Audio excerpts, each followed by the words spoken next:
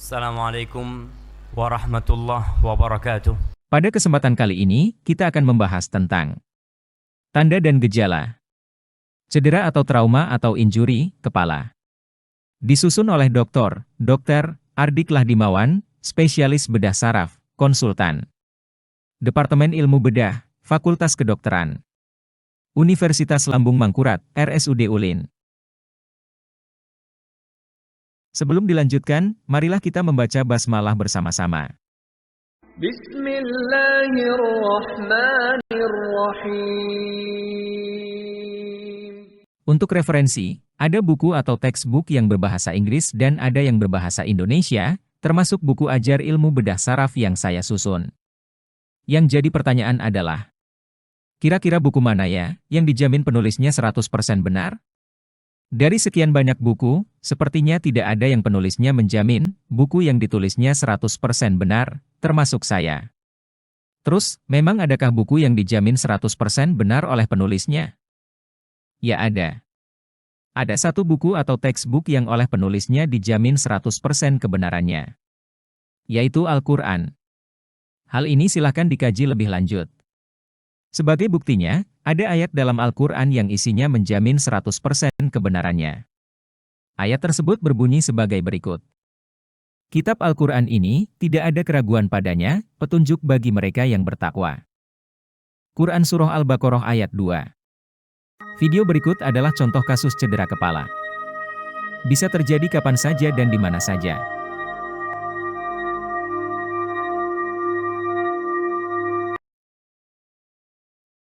Urutan manajemen tata laksana cedera kepala adalah sebagai berikut.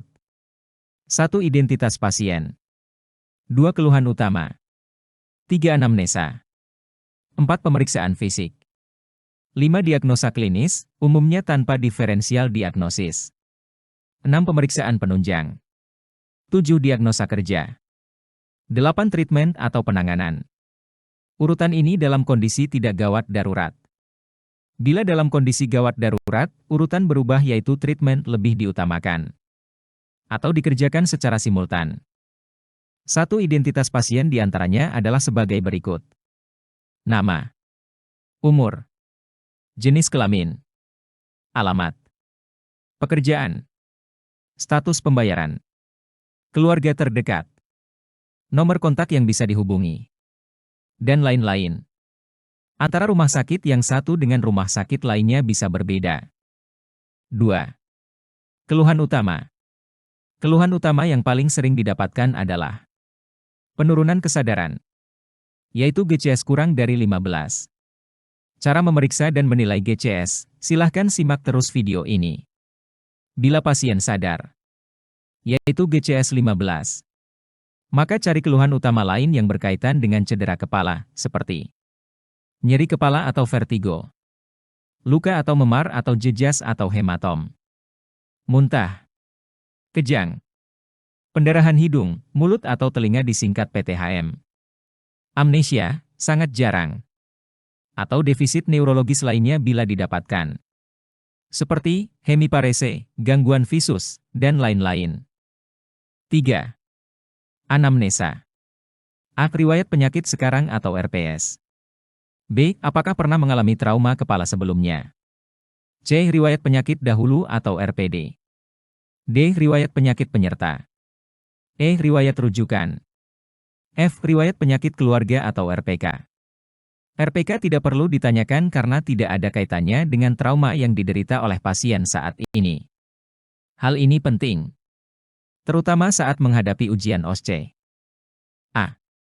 Riwayat penyakit sekarang. 1. Onset atau waktu lama kejadian. Boleh ditulis saat jam kejadian. Misalnya, sejak atau pada hari Senin jam 9 pagi. Tetapi yang lebih penting adalah menghitung dan menyebutkan sudah berapa lama sejak kejadian sampai di IGD atau tempat pemeriksaan kita. Contoh, sejak 9 jam sebelum masuk rumah sakit. Hal ini penting untuk mengetahui. 1. Golden period, umumnya 6 jam, dan hal ini erat hubungannya dengan prognosis. 2. Memperkirakan sudah sejauh mana tingkat kerusakan. 3. Apakah masa kritis atau observasi 6 jam sudah terlewati? 4. Menentukan alternatif tata laksana, di antaranya yaitu apakah masih memungkinkan atau tidak untuk operasi? Perlu antibiotik atau tidak? Sudah boleh pulang, atau masih perlu observasi, ataukah perlu dirawat? 2. Kronologi kejadian. Ditulis singkat dan padat. Contoh. Sedang menyeberang jalan tertabrak motor, kepala membentur aspal. Naik sepeda motor dengan kecepatan tinggi lebih dari 60 km per jam tanpa helm, menabrak mobil. Jatuh dari ketinggian lebih kurang sekian meter, kepala membentur lantai. Tujuannya adalah untuk mencari mekanisme injuri, sehingga bisa diperkirakan kondisi pasien, jenis trauma dan prognosisnya. Untuk penjelasan mekanisme injuri, tonton video tentang biomekanik trauma kepala. 3. Apa saja tanda dan gejala atau defisit neurologis yang dialami? Simak penjelasan selanjutnya. B. Apakah pernah mengalami trauma kepala sebelumnya? Bila ada, apa penyebabnya? Bagaimana kondisi saat itu? Apakah sudah sembuh total, atau masih ada gejala sisa? C. Riwayat penyakit dahulu, seperti stroke, tumor otak, abses otak dan penyakit otak lainnya. Kemudian identifikasi, apakah masih ada gejala sisa. Tujuannya adalah untuk mengetahui apakah gejala yang ada saat ini merupakan gejala baru atau gejala penyakit sebelumnya. D. Riwayat penyakit penyerta, yaitu penyakit yang diderita sampai saat ini, seperti diabetes mellitus, hipertensi, gagal ginjal, jantung, dan lain-lain. Hal tersebut akan jadi pertimbangan dalam tata laksananya. Selain itu juga dapat digunakan untuk memperkirakan prognosisnya. E. Riwayat rujukan. Apakah setelah kejadian dibawa ke rumah dulu, atau dibawa ke fasilitas kesehatan lainnya, atau langsung dibawa ke tempat kita? Identifikasi kondisi pasien saat itu dan tindakan apa yang telah diberikan. Tujuannya adalah untuk mengetahui perjalanan dan perkembangan kondisi pasien. Apakah kondisi saat ini ada perbaikan atau mengalami perburukan dibanding kondisi sebelumnya? Tanda dan gejala cedera kepala. Cedera kepala yang menyebabkan cedera otak traumatis dapat memiliki efek fisik dan psikologis yang luas. Beberapa tanda atau gejala mungkin muncul segera setelah peristiwa traumatis. Sementara yang lain muncul beberapa hari atau minggu kemudian. Berdasarkan GCS, cedera kepala dapat digolongkan menjadi cedera kepala ringan atau CKR, yaitu bila nilai GCS 13-15. Cedera kepala sedang atau CKS, bila nilai GCS 9-12. Cedera kepala berat atau CKB, bila nilai GCS 3-8. Pemeriksaan Glasgow Coma Scale atau GCS. Eye opening dilambangkan huruf E, yaitu respon buka mata. Respon verbal atau bicara, dilambangkan dengan huruf V. Respons motor atau gerakan, yaitu gerakan semua anggota tubuh yang bisa bergerak, seperti tangan, kaki, mulut atau alis, dilambangkan dengan huruf M. Eye opening atau respon buka mata, ada 4 poin penilaian, yaitu nilai 4 bila membuka mata spontan. Nilai 3. Dengan panggilan. Nilai 2. Dengan rangsang nyeri. Nilai 1. Bila tidak ada respon. Sedangkan respon verbal ada 5 poin. Nilai 5. Orientasi baik atau kalimat nyambung. Nilai 4. Confuse atau kalimat tidak nyambung. Nilai 3. Hanya satu kata. Nilai 2. Kata-kata tidak jelas atau mengerang. Nilai 1. Tidak ada respon. Respon motor, ada 6 poin. Nilai 6.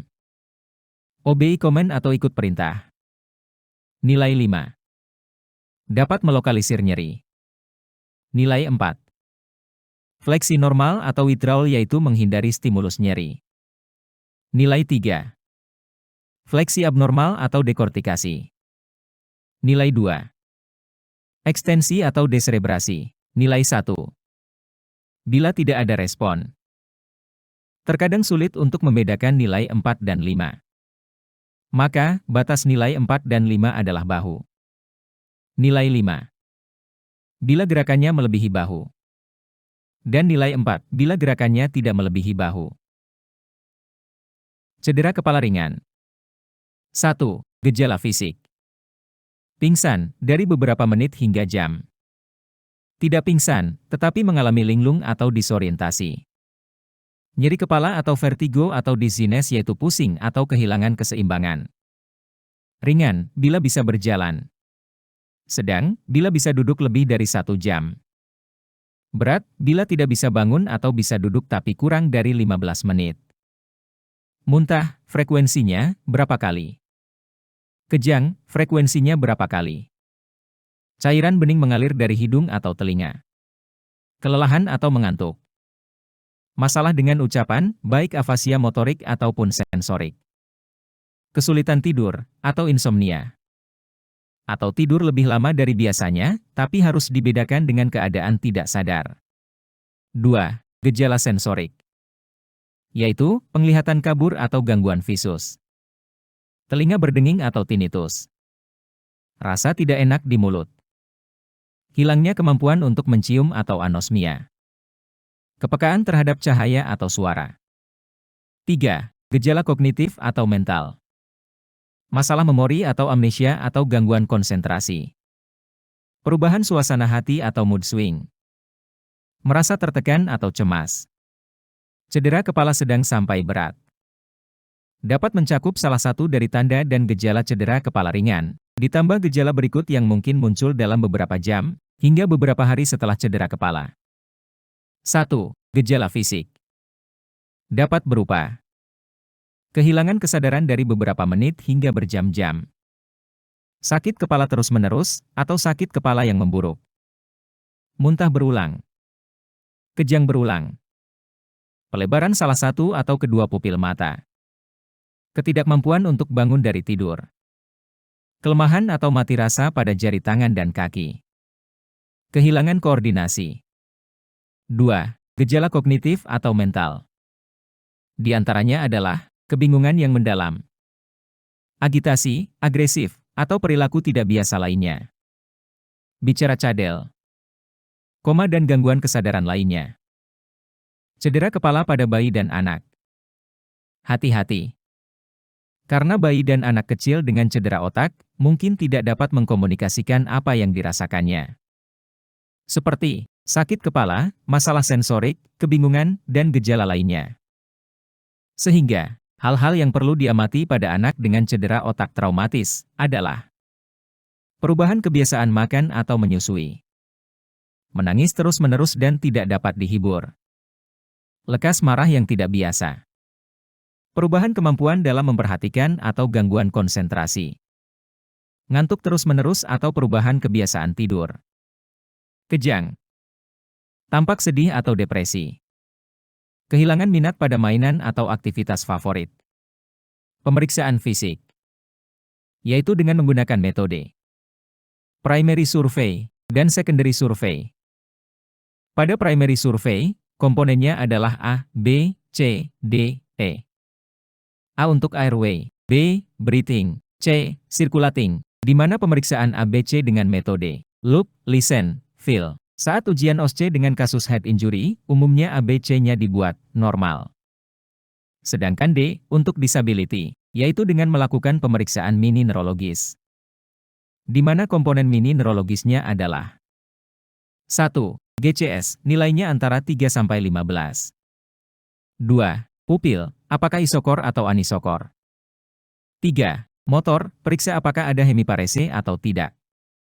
Disebut ada tanda lateralisasi atau lateralisasi positif, apabila ketiga komponen tersebut yaitu GCS, pupil dan motor, positif mengalami gangguan.